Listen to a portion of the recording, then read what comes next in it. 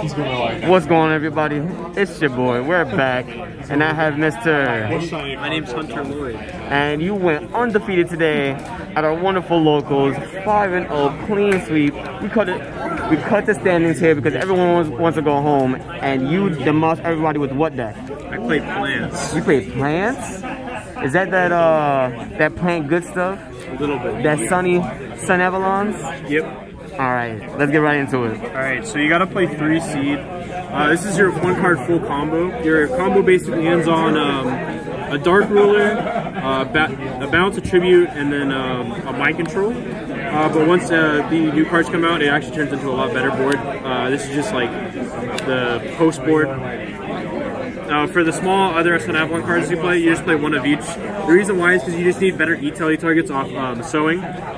This one can do combo by itself if you have any extender, which in the form of like Right or the Therion cards that are coming out or any free summon. This one is usually the one you summon off the E-Tele, but you can draw it in certain scenarios and it's okay. This one in the graveyard, it bans stuff from the graveyard and 1 link monster you control to reborn any monster with 2 of the same name. So usually you'll probably either reborn Jasmine or the Link 3. This one bans stuff from the graveyard to summon a copy of a link monster that you already control, but negates effects. For like semi-bricks, you play 1 Laurel, 1 Mardell, and then 1 of each of these. These 2 you have to play for the combo. This one's debatably cuttable, but I like to play it in the pre-version. Post-version, you don't play it anymore. These 2 are your interruptions. You can side these out game 2 when you're going second just to try to make your deck like more playable and less bricky. That's usually what I do. This one will summon itself and a plant from your hand by tributing a plant, and then this one will be searching for.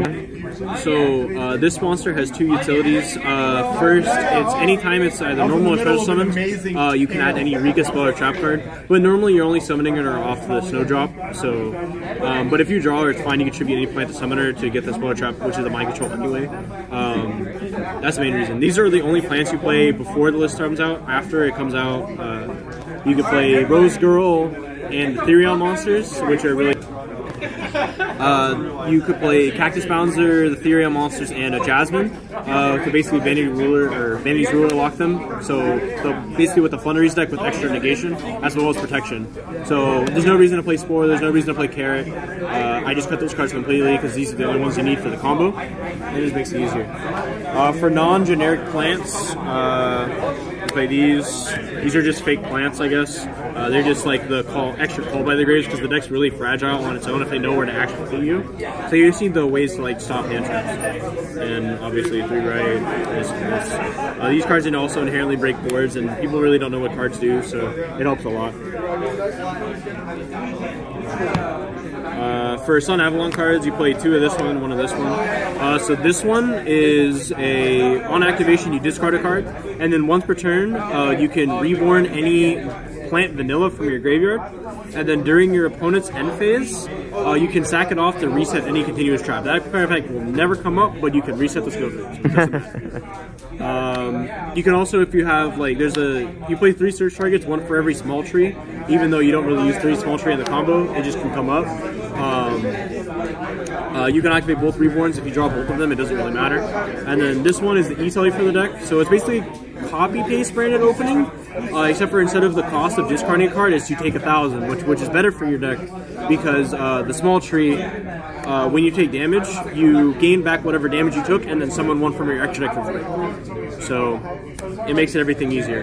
Literally, even has the copy-paste brand opening effective. Sunavalon or Plant Link monster you control will be destroyed, banished from the graveyard instead. Copy-paste. For vanilla support, you play 3 of this one, 2 of this one, and 1 for 1. I think this is the worst starter in the deck because it means you can't start with the Brave cards, and going second, it just makes it feel so bad if they just Mirror Jade, banish, or vanilla, and it's just awful. That's literally how I lost game 1 on stream against my friend Orion, who's playing the deck. He just banished my vanilla and I just lost. So I'd prefer definitely one of this one because this one can discard water and sprinklers. For like defensive cards / going second cards, play 3 of each. I don't like hand traps in this deck because like in my theory behind it is you've always wanted to play cards on your turn to force like cards just going through people, rather than just playing hand traps and playing on their turn, because you never know when they're actually going to stop. Otherwise, I play one Super Poly because the only generic plant link monster is actually Anaconda. So if you're making Anaconda, you can either just use it to link line with Griffin or something else, because it has come up before. So I just play. There's a lot of Despia at our locals. It's actually like very infested. So you might as well just play one Super Poly just in case of finisher.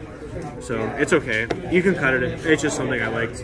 Although Call by the Grave, this, these are just like, in theory, it's just Call by the Grave with multiples. This gets right, which is basically Call by the Grave. This is just Call by the Grave, but for impermanence, Veiler, etc. It's nice to have. No one really knows what this card does anymore. So during the main phase 1, neither player can target the opponent's monsters with card effects, and they cannot destroy them by card effects. So they can't Ghost Ogre, Impermanence, Veiler, etc. So the only one they can basically use is either Ash or Nibiru. For trap cards, play 3 Impermanence. It's been falling out of favor because of Despia, but it's just like, in theory to me, it's just another chalice, so it's fine. 1 sheet, and then one of this. This card, on activation, you can choose to either tribute a plant monster or just leave it as it is. If you don't tribute the plant monster, it's just basically just the first part of Widowmaker. If you tribute the plant monster, it's full Widowmaker. You take the monster and the monster effects cannot be activated.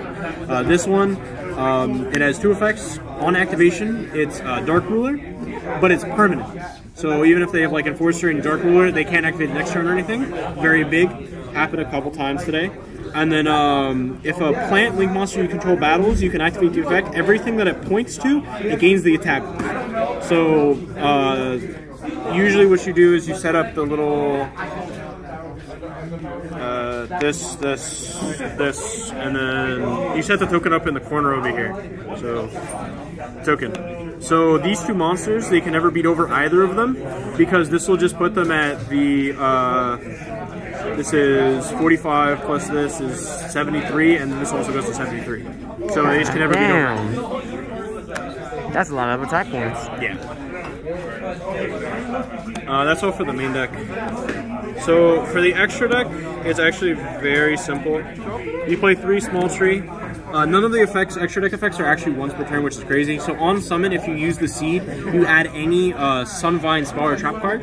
And then if you take damage in any way, either by battle or card effect, you can activate the effect, gain back whatever you took, and then summon a plant Sun Avalon or Sunvine monster from your extra deck. The only targets for the Sunvines is this and this and this. On summon, this will target any Sun Avalon link monster you control. Gain its 300 times the link rating. So for this, it could be 1, 12, or 16. Or no, I'm stupid. 900 or 1200. My bad. Basically, you can get it to the point where the Prank Kid deck no longer has a time win con, so it's just easier to make. And then this one, it'll on summon, it targets any Sun Avalon link monster you control. Gain its attack, or gain 800 times the link rating. So you target the big tree to make it 4K, and then the other, the link 3, which is the next card, will make it attack 3 times. However, on summon, this card will reborn any seed from your graveyard non-targeting.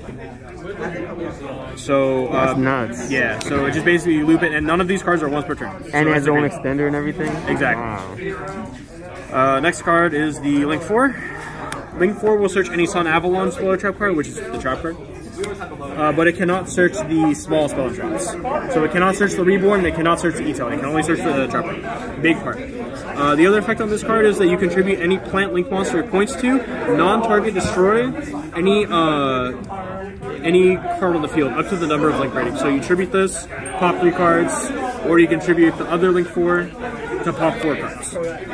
So usually what you'll do is effect on it if you're going second, pop any number, 4 usually, non-targeting through everything after you resolved everything.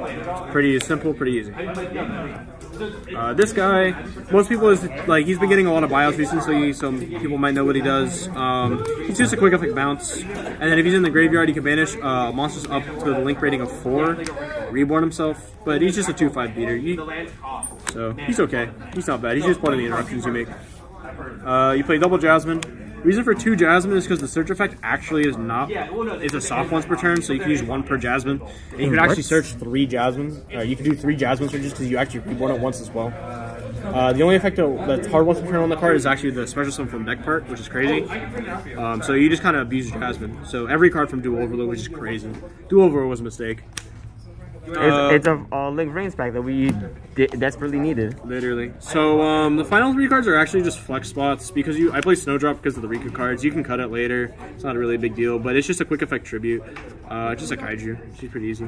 Anaconda for the Super Poly, and then this is the only plant extra deck monster you can make that's actually viable. The guy's a plant? Yeah, he's actually a plant. It actually comes up a lot. That's troll. Yeah, so it's actually the only one you can make because if you just need to do it later in the Super Poly, because both of the spells actually lock you out of making anything but plants. So that's why if you notice, the entire extra deck is literally just plants. So that's the only thing you can make. For the side deck though, it's just 15 blowout cards. You pick 3 evenly. Anti-back row. These. 15 blowout cards. Just blow up everything. Yep. Can I play that? That's basically it. Can I blow up everything? Can I play now? Yep. Can I normal vanilla now? Is it my turn to normal vanilla? So you did this pre Dimension Force. Yep. Without the Therion cards. Yep. You probably make changes with Therion coming out. 1 trillion %. Because it makes the deck so much better afterwards, I assume. Yep. Alright, well, thank you very much, and congrats, and we'll see you later. Thank you.